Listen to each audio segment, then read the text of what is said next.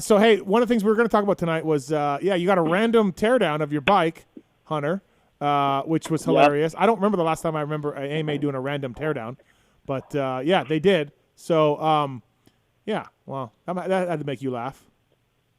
Yeah, I thought it was great. I mean, there were some rumors that I heard going through the pits after Seattle, that we were running a big bore, but to get torn down is even better, right? Like, sort of a compliment. Yeah. At least that's how I took it. Like, No. at least somebody's noticing, right?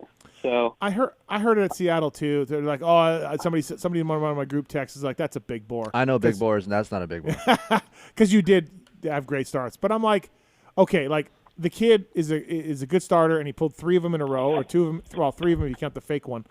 But I'm like, I'm not ready to start yelling and accusations at this point. Like, come on, I don't like that. yeah.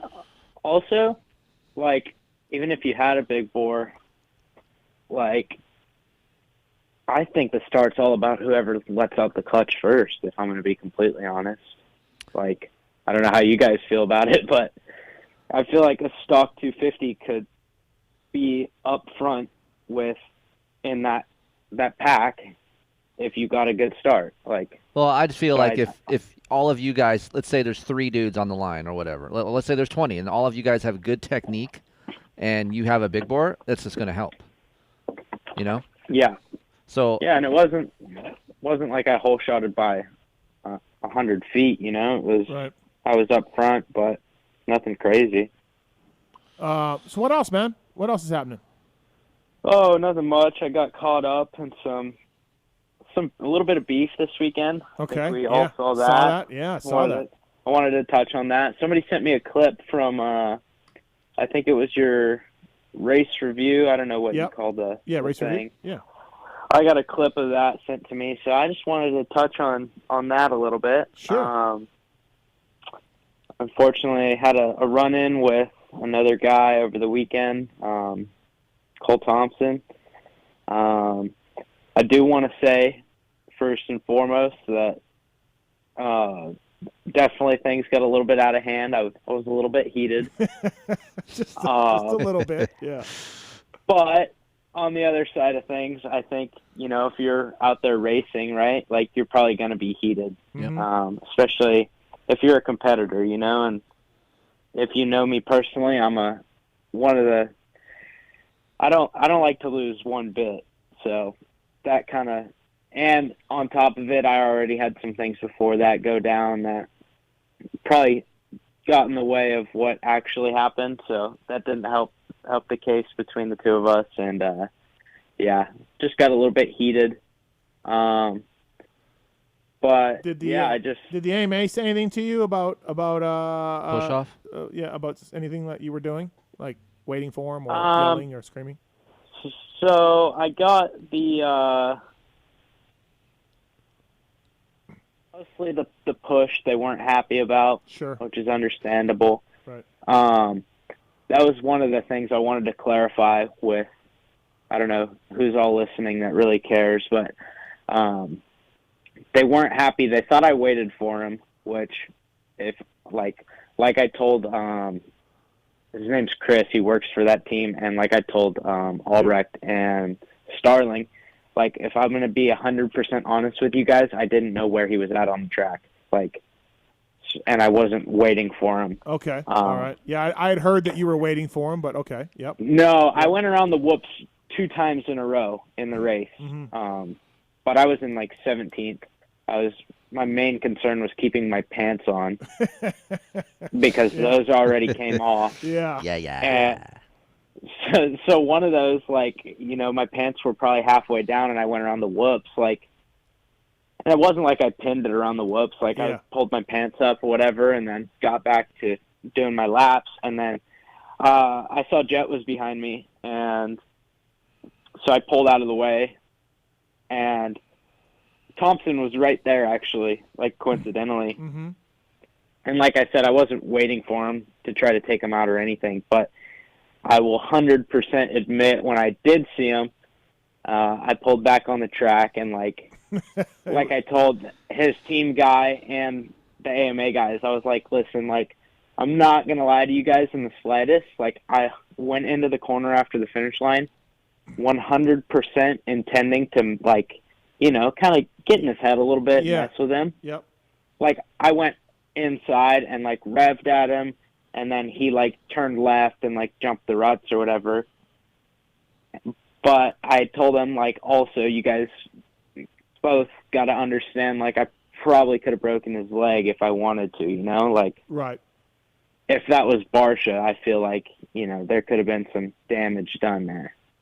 Right. And so I just wanted to see, like, I wanted them to understand that, you know, I was pissed off and I was sorry about the shove, but, like, you got to understand, too, that, like, I had a rough night going for me, and then to be running fifth and get cleaned out. And they can say it wasn't intentional, but, you know, he was going a little bit too far left for it to be not intentional, you know? And maybe I should have let off. There's all the scenarios that you could go through, right? Yep, to for sure. Maybe I don't want to justify it into my – I'm not coming on here to say I'm right and they're wrong, or, you know, I don't want to justify it to seem like I didn't do anything wrong, because I definitely did. And maybe I could have avoided it, but at the end of the day, it happened. And, you know, like I said, I was heated. So my thing is, when he veered left onto that start straight, right, was there something before that pissed you off that he did, or was that the first encounter of the night? That was my first encounter of the season with him. Okay. We've been close in speed, like, but heat race, I've never been around him, I don't think. Maybe at A1, I might have raced him in the first heat race, but I was at A1. I was so nervous all day long that I think he caught up to me, and I knew I was in 6th or 7th, and like, I was literally just trying to make the main event, and he went around me, like, so it's not like I did anything wrong. In the second main event, I was catching up to him, but my bars were loose and they fell down maybe about halfway through the race, so I never caught up to him and I never got next to him. So I mean, to me, like, I'm not a fan of Thompson, and he's done plenty of greasy things, and I've called him out for it.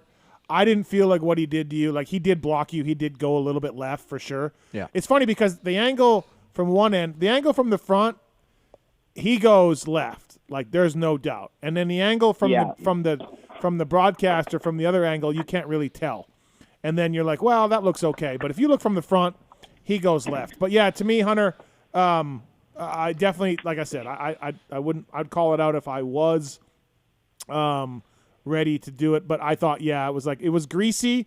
But it was like, hey, I have the right of way, and I'm moving over to block you, and, you know, you didn't let off. And I think that was almost everyone's attention when you did that right side of the lane and you went inside, is you kind of drifted out a little bit just to screw with the guy going outside, because you know he's going to have a run on you coming down that straightaway. So I only saw one angle of it, and I was like, oh, I was expecting worse. I thought it was going to be worse, honestly, because how pissed off you were. I thought, oh, shit, because I know you, and I'm like, it's not normally like you, right? So I'm like, oh, he must have did something to Yoder. But when I saw it, I'm like, oh, shit. I do got to add, one of the reasons I was angry was because I was stuck in the rear wheel and he didn't let off. Yes. Yeah. Yep. Right. Yeah, that would piss me off, too. I get that. Like, that'll there'd be one thing if he laid me down in the dirt. Yeah. But, like, Kiefer, you know as well as I do, Steve, I don't know if you've ever had someone in your rear wheel. No, I never have. No. Or if you've ever been in the rear wheel. I've never had either. Like, yes, thank God. Yeah. Okay, well. Oh, you there? Somebody's there. Oh, yeah. Yeah, you would know. Yeah. He knew I was there, and he kept pinning it. And, like, honestly, my first thought was I wasn't sure if my foot was okay. Like, yeah, it was really wrapped up. Fuck.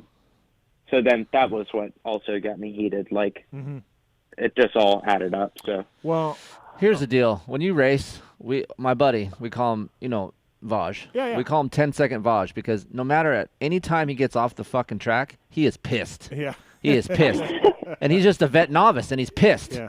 So you, Hey, he's a vet B rider. He's a vet B rider. Okay, vet B rider. Don't let him do that. I'm just saying, like, your guys' level, you got to back out a little bit, you know, because you guys are in the moment. You got all this adrenaline. Shit, us fans got to relax on judging you guys immediately after shit happens because you're in the moment, right?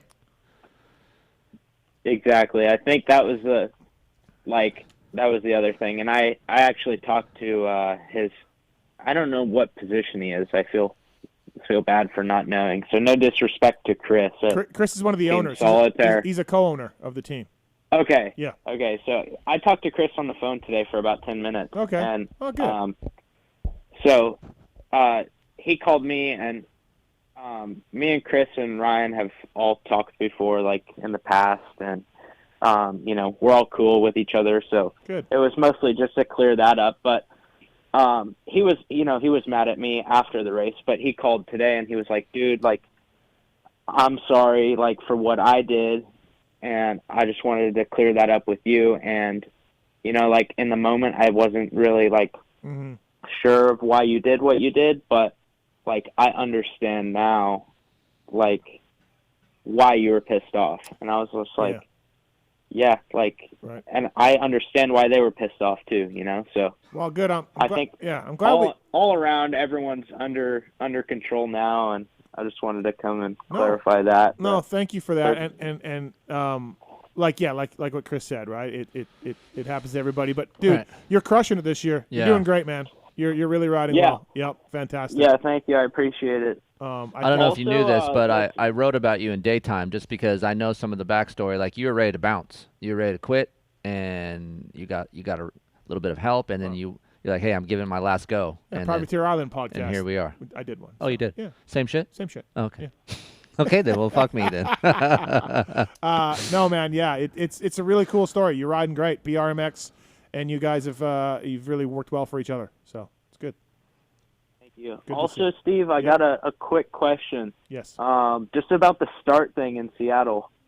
Who was saying that I was, not that I care at all, I think it's hilarious, but can you name drop no, who said that I was jumping out of the ruts?